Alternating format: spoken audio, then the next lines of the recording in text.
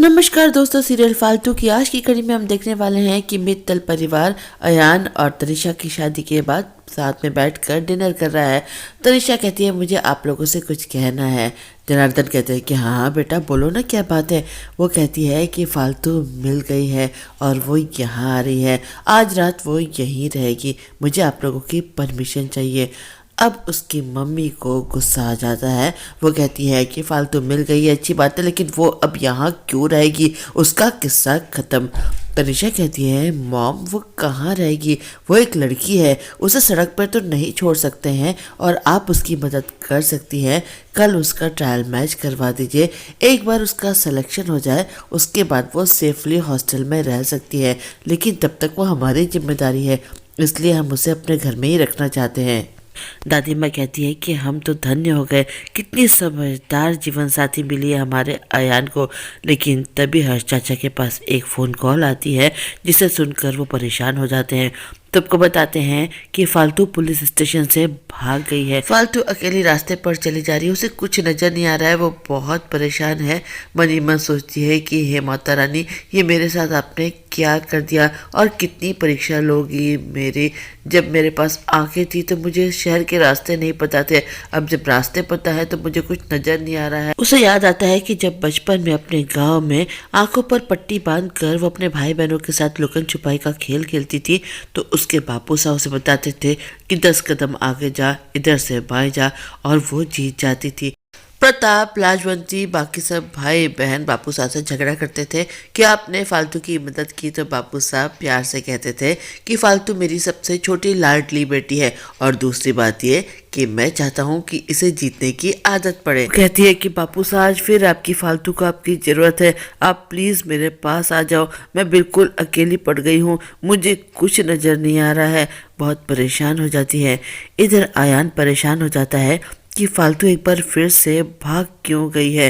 चाचा बताते हैं कि एक बात और पता चली जो बहुत हैरान कर देने वाली है। पुलिस ऑफिसर कह रही थी कि फालतू को कुछ नज़र नहीं आ रहा है, उसकी आंखों की रोशनी चली गई है। ये सुनकर अयान कहता है कि व्हाट, ये कैसे पॉसिबल है। अरे कुछ घंटे पहले वो मेरे साथ थी, उसे सब कुछ साफ साफ नज़र आ रहा था, ज़रूर कोई कन्फ्यूज़न होगी, कोई और लड़की होगी। लेकिन कनिका कहती है कि फालतू सिंह जैसा अजीब सा नाम सिर्फ एक ही लड़की का हो सकता है, और दुल्हन के लिबास में ऐसी कितनी लड़कियां हो सकती हैं, ये कोई कोइंसिडेंस नहीं है। लड़की वही थी, लेकिन वो लड़की बहुत चालाक है, प्लानिंग प्लॉटिंग करती रहती है, और उसका पासा जब उल्टा पड़ गया तो वो भाग खड़ी हुई, अंधेपन का ड्रामा कर रही थी। अयान कहता है कि मुझे यकीन नहीं है, मैं खुद जाकर देखता हूँ। तो कनिका कहती है कि इनफ अयान, अब तुम इस घर से बाहर नहीं जाओगे, और वो भी उस फालतू लड़की के लिए। सिर एक बार फिर से भला बनने की कोशिश करता है, कहता है कि मेरे बड़े पापा की इज्जत का सवाल है भाई, बार बार आप ये क्या करते हो। अयान उसे चुप करना चाहता है तो वो कहता है मैं चुप नहीं रहूंगा, इस घर का बेटा हूँ, कोई नौकर थोड़ी हो कि जब चाहे मुझे चुप करा दिया जाए।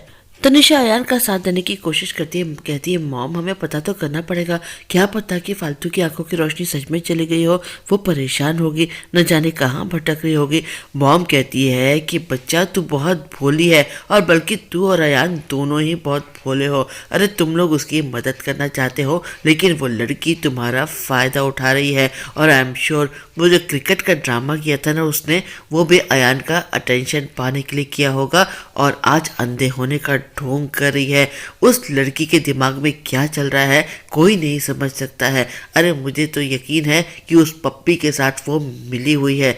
अयान कहता है कि इनफ आंटी, फालतू ऐसी लड़की नहीं है, वो बेचारी इतनी भोली भाली मासूम सी लड़की है, इस अनजान शहर में अकेली है, परेशान है, वो क्या प्लानिंग प्लॉटिंग करेंगी, आप उसे गलत समझ रही हैं। कनिका कहती है कि अयान तुम मेरे दामाद हो, मेरे बेटे की तरह हो, इसीलिए मैं तुम्हें समझाने की कोशिश कर रही हूँ।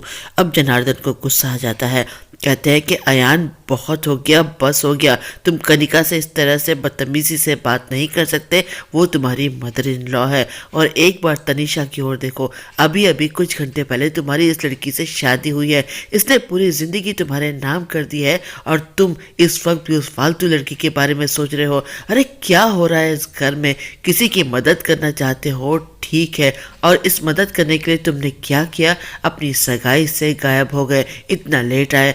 हमने वो इग्नोर किया। उस लड़की के लिए तुमने झूठ बोला, हमने वो भी इग्नोर किया। और तो और अपनी शादी छोड़कर तुम उसे बचाने चले गए, अरे हमने वो भी नज़रअंदाज कर दिया। लेकिन अब तो हद हो गई है।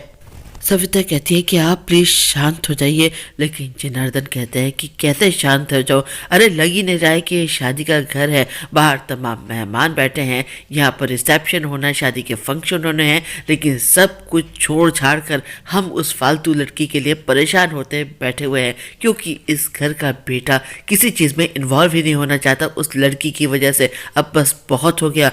हर्ष, पुलिस को फ़ोन करो, मुझे ये किस्सा ख़त्म करना है। ढूंढो उस लड़की को दोबारा से, जो कुछ भी उस लड़की का हो सकता है करो, लेकिन अब उस लड़की का जिक्र भी इस घर में दोबारा नहीं होना चाहिए। अयान चुपचाप खड़ा सुन रहा है। बाबा के खिलाफ जाने की उसकी हिम्मत नहीं है। फालतू अकेले एक सुनसान रास्ते पर जा रही है, तभी एक गाड़ी उसके सामने आकर रुकती है। गाड़ी का ड्राइवर समझ जाता है कि ये लड़की देख नहीं पाती है। वो कहता है कि क्या बात है सिस्टर, कोई हेल्प चाहिए क्या? मैं अपनी फैमिली के साथ जा रहा था, कहीं छोड़ना है क्या आपको? वो कहती है कि फैमिली, हाँ हाँ, मुझे पास के अस्पताल तक ले जा सकते हैं क्या? कहता है कि हाँ हाँ चलिए। उसका हाथ पकड़ लेता है, लेकिन तभी एक लड़की आती है, फालतू से कहती है तू यहाँ क्या कर रही है, हमारी गाड़ी वहाँ खड़ी है, चल मेरे साथ। उस लड़के से कहती है ए, लड़की देखकर चांस पाने की कोशिश कर रहा है क्या, चल निकल यहाँ से। फालतू घबरा जाती है। वो लड़की कहती है तू क्या कर रही थी, उसके साथ जा रही थी? अरे वो गुंडा था गुंडा, तुझे न जाने कहाँ ले जाता, अकेली सुनसान रास्ते पर क्या कर रही है? फालतू कहती है आप कौन हो बहन, मेरी मदद करो, मुझे नज़र नहीं आ रहा है। वो कहती है तुम्हारी शादी हो चुकी है ना, दुल्हन के लिबास में हो, और तुम्हारा पति कहाँ है, यहाँ अकेले कैसे घूम रही हो? फालतू कहती है मैं आपको सब कुछ बता दूंगी, क्या आप मुझे किसी अस्पताल तक पहुँचा सकती हो? उस लड़की की एक फ्रेंड भी आती है, कहती है लड़की न जाने कौन है, कोई चोर उचक्की हो सकती है, सुनसान रास्ते पर अकेली खड़ी है। फालतू कहती है कि नहीं नहीं बहन, मैं कोई चोर नहीं हूँ, मेरी आंखों की रोशनी चली गई, मुझे अस्पताल जाना है, प्लीज़ मेरी हेल्प करो। वो लड़की उसकी हेल्प करने के लिए राजी हो जाती है, फालतू को अपनी गाड़ी में बिठा लेती है। फालतू रास्ते में सोचती है न जाने किन के साथ मैं बैठ गई हूँ, माता रानी इस बार मेरे साथ कुछ गलत मत होने देना। लेकिन वो लड़की अच्छी है, शरीफ है, और अपने साथियों के साथ मिलकर फालतू को पास के हॉस्पिटल तक पहुंचा देती है। कहती है लेकिन तुम अकेली हो, यहाँ क्या करोगी, कुछ भी नहीं बता रही हो तुम अपने बारे में। वो कहती है कि बहन आपने मेरा बहुत मदद की, आप मेरे बापू साहब को फ़ोन कर सकती हैं, मुझे उनसे बात करनी है। इधर बापू साह और प्रताप भी फालतू को ढूंढने निकल पड़े हैं, लेकिन ट्रेन मिस हो गई है, फ़ोन भी डिस्चार्ज हो गया है। प्रताप फ़ोन चार्ज करवा कर लाता है तो वो देखते हैं कि उनके फ़ोन में ढेर सारी मिस्ड कॉल एक ही नंबर से है। अचानक फिर उसी नंबर से कॉल आती है।